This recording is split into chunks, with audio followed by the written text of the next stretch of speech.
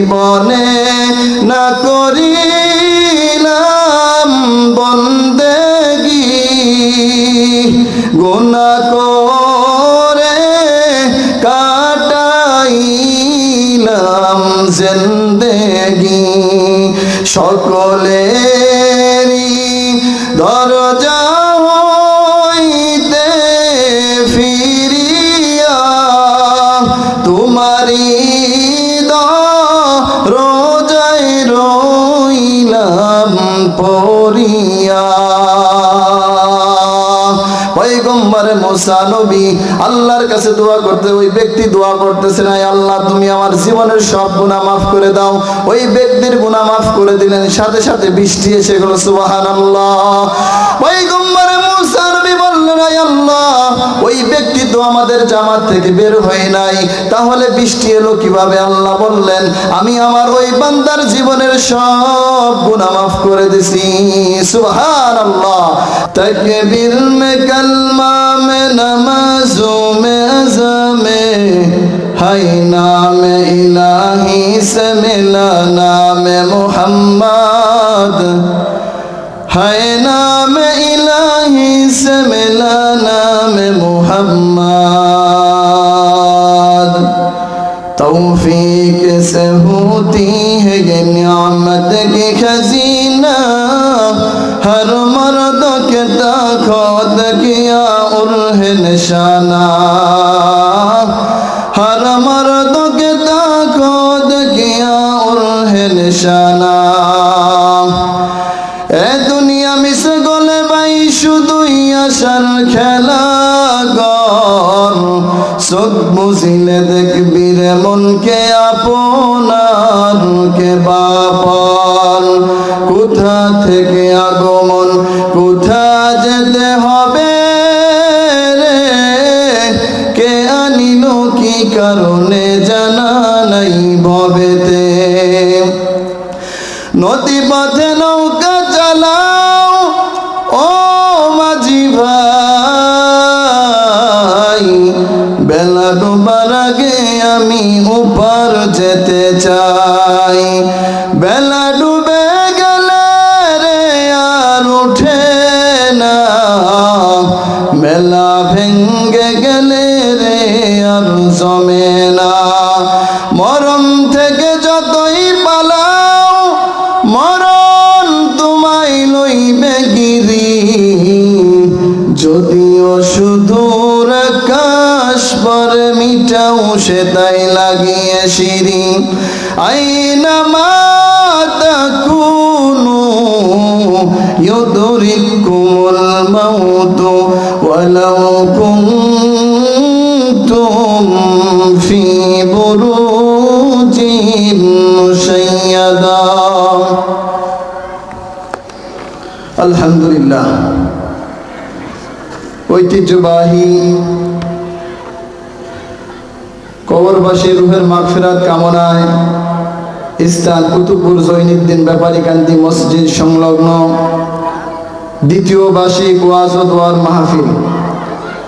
আজকের মাহফিলের সম্মানিত সভাপতি ও প্রধান অতিথি, উপস্থিত মুহতারাম মুআজ্জাজুল মুকাররম ওয়ারাসাতুল আম্বিয়া, জাতির মাথার মুকুট হযরত উলামায়ে কেরাম, দূর দূরান্ত থেকে আগত আল্লাহ পাকের আশিকিন জাকিরিন মুহিব্বিন আওয়াম, কলিজার টুকরো আমার সমবয়সী যুবক বন্ধুগণ, স্নেহের ছোট ভাই, পর্দার আড়ালে অবস্থানরত শ্রদ্ধেয় সম্মানিতা মা ও বোনেরা, আল্লাহ রাব্বুল আলামিনের দরবারে লাখো কোটি শুকর ও সুজুদ যে রব্বে কারীম দয়া করে, মায়া করে, ইহসান করে এই ফিতনার জামানায় কুরআন ও হাদিসের ভিত্তি থেকে কিছু কথা বলা ও আমলের নিয়তে শোনার জন্য তৌফিক দান করেছেন। এই জন্য মুসলমান হিসেবে ঈমানের আওয়াজকে উঁচু করে উচ্চ কণ্ঠে আকাশ বাতাস প্রকম্পিত করে একসাথে কালিমাতুশ শুকর আদায় করি আলহামদুলিল্লাহ। আরো জোরে বলুন আলহামদুলিল্লাহ। সর্বোপরি শুকর যাদের অক্লান্ত পরিশ্রমের মাধ্যমে আজ এই সুন্দর আয়োজন, সময় পরামর্শ বুদ্ধি দিয়ে উপস্থিত হয়ে দোয়া করে মাইক লাইট প্যান্ডেলের ব্যবস্থাপনার মাধ্যমে সহযোগিতার হাত যারা বাড়িয়েছেন, এলাকার যুবক, বৃদ্ধ, ব্যবসায়ী, চাকরিজীবী, বিভিন্ন শ্রেণী পেশার মানুষ, উলামায়ে হযরত, আইম্মায়ে মাসাজিদ, প্রত্যেককে আল্লাহ পাক রব্বুল আলামিন দুনিয়াতে শান্তি এবং পরকালে মুক্তির ব্যবস্থা করে দিন। সকলে বলুন আমিন। আল্লাহ রাব্বুল আলামিনের দরবারে লাখো কোটি শুকর ও সুজুদ, যে রব্বে কারীম আমাকে এবং আপনাদেরকে এই মাহফিলে আসার জন্য তৌফিক দান করেছেন, এই জন্য সকলে শুকর আদায় করি আলহামদুলিল্লাহ। আজকে এই মাহফিলে আমরা আসতে পেরেছি এই নিয়ামতের শুকরিয়া আদায় করার জন্য। যদি কিয়ামত পর্যন্ত আমরা সিজদায় পড়ে থাকি, রব্বে কারীমের এই নিয়ামতের শুকরিয়া আদায় করে শেষ করতে পারবো না। পারবো? শেষ করতে পারবো না। আর এই মজলিসটি এত দামি, বসলেই গুনাহ মাফ। সুবহানাল্লাহ। আল্লাহ পাক রব্বুল আলামিন আমাদেরকে ভালোবাসেন, পছন্দ করেন, এই জন্য আমরা আসতে পেরেছি। দেখেন এখনো কত মানুষ বিভিন্ন কাজে লিপ্ত আছে না? তো আল্লাহ রাব্বুল আলামিন আমাদেরকে ভালোবাসেন, আমাদেরকে পছন্দ করেন, মহাব্বত করেন, এই জন্য আমরা আসতে পেরেছি। আল্লাহ পাক রব্বুল আলামিন যেই বান্দা বান্দিকে ভালোবাসেন, পছন্দ করেন, মহাব্বত করেন, ওই বান্দা বান্দিকে আল্লাহ পাক রব্বুল আলামিন বেশি বেশি করে কোরআন হাদিসের মজমায় আসার জন্য তৌফিক দান করেন। সুবহানাল্লাহ। আল্লাহ তাআলা আমাদেরকে বেশি বেশি করে কোরআনের মাহফিলে আসার জন্য তৌফিক দান করুন। সকলে বলুন আমিন। সংক্ষিপ্ত সময় কিছু কথা বলবো। সূরা আত-তাহরিমের 8 নং আয়াত তেলাওয়াত করেছি। রাসূল করিম সাল্লাল্লাহু আলাইহি সাল্লামের অসংখ্য হাদিস থেকে একটি হাদিস পড়েছি। এই কোরআন ও হাদিসের সমন্বয়ে কিছু কথা বলবো ইনশাআল্লাহ, আল্লাহ তাআলা যদি তৌফিক দান করেন। আল্লাহ রাব্বুল আলামিন কোরআনে কারীমের মধ্যে বলেন, ইয়া আইয়ুহাল্লাযীনা আমানু তুবু ইলাল্লাহ। আল্লাহু আকবার। তুবু ইলাল্লাহি তাওবাতান নাসুহা। আল্লাহ বলেন, ও দুনিয়ার মানুষ শোনো, ইয়া আইয়ুহাল্লাযীনা আমানু তুবু ইলাল্লাহি তাওবাতান নাসুহা। ও দুনিয়ার মুমিন, তোমরা যদি খাঁটি দিলে তওবা করো, আল্লাহ পাক রব্বুল আলামিন আশা করা যায় তোমাদের জীবনের সব পাপ মোচন করে দিবেন।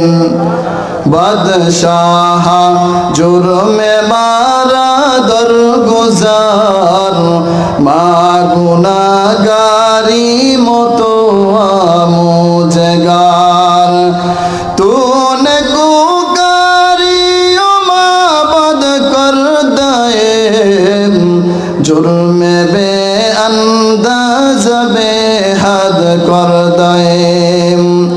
আল্লাহ পাক রব্বুল আলামিন তোমাদের জীবনের সব গুনাহ মাফ করে দিবেন।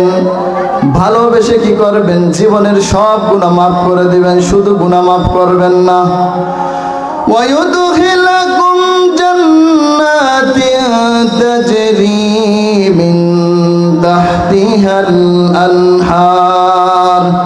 তোমাদেরকে জান্নাতে প্রবেশ করাইবেন, এমন জান্নাতে প্রবেশ করাইবেন যেই জান্নাতের নিচ দিয়ে নদী প্রবাহমান। এই জন্য আল্লাহর কাছে খাঁটি দিলে তওবা করতে হবে। আল্লাহর কাছে যদি খাঁটি দিলে তওবা করতে পারি মুমিন, আল্লাহ আমাদের জীবনের সব গুনাহ মাফ করে দিবেন। তওবার আবিধানিক অর্থ হলো ফিরে আসা।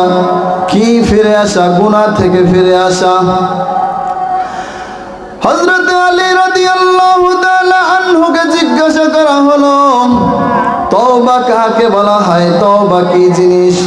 আলী রাদিয়াল্লাহু তাআলা আনহু বললেন, 6টা বিষয়ের একত্রিত সমাবেশকে তওবা বলে। অতীত মন্দ কর্মের জন্য অনুতপ্ত হওয়া, ফরজ ওয়াজিব যেই ইবাদতগুলো ছুটে গিয়েছে এই ইবাদতগুলো কাজা আদায় করা, কারো ধন সম্পদ ইত্যাদি গ্রহণ করে থাকলে তা ফিরাইয়া দেওয়া, হাতে অথবা মুখে কারো যদি কষ্ট দিয়ে থাকো তাহলে তার জন্য ক্ষমা চাওয়া, গুনার ব্যাপারে আল্লাহর কাছে খাঁটি দিলে তওবা করা, আর কোনোদিন গুনার কাজ করব না, গুনার ধারের কাছে যাব না। আল্লাহর কাছে যদি তওবা করতে পারি, আল্লাহ রাব্বুল আলামিন আমাদের জীবনের সব গুনাহ মাফ করে দিবেন। মদিনার নবী বলেন,